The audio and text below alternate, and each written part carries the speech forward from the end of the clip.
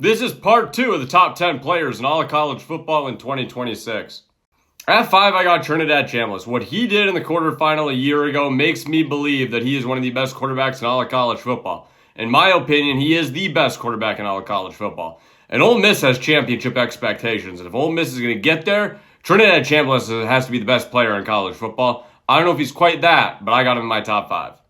At 4, I got Jordan Seaton. Some people might not love this pick because he was at Colorado and he's been a little injury prone. When he's on the field, he's the best tackle in all of college football, and it is remarkably important that he is able to protect Sam Leavitt. I think he'll be able to do that at a high level, and I think he's just one of the best NFL-ready guys right now in college football for next year, so he's at 4 for me. At 3, I got Dylan Stewart. Yes, South Carolina was horrible a year ago. This guy is a top 5 level draft pick in terms of athleticism, his ability to get to the quarterback. And he's now been good at South Carolina the last 2 years. I think next year is going to be really special. I think he's going to have a Jadeveon Clowney-esque season at South Carolina. And let's be clear, this team has college football playoff expectations with how much talent's on that roster. And if you want to make it far in the SEC, you have to get to the quarterback. Dylan Stewart does exactly that.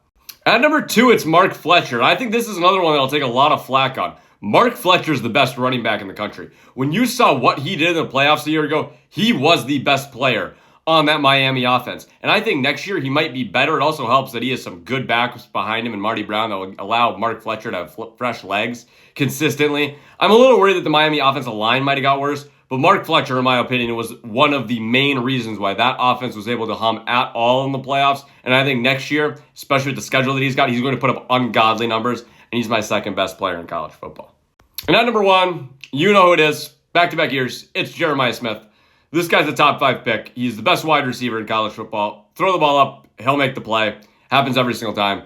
The only bad play that I can remember in his entire college career is the missed block on the pick 6 that Miami got. Other than that, I think he's been a perfect player. And I assume next year, he might not be perfect. He'll be darn close.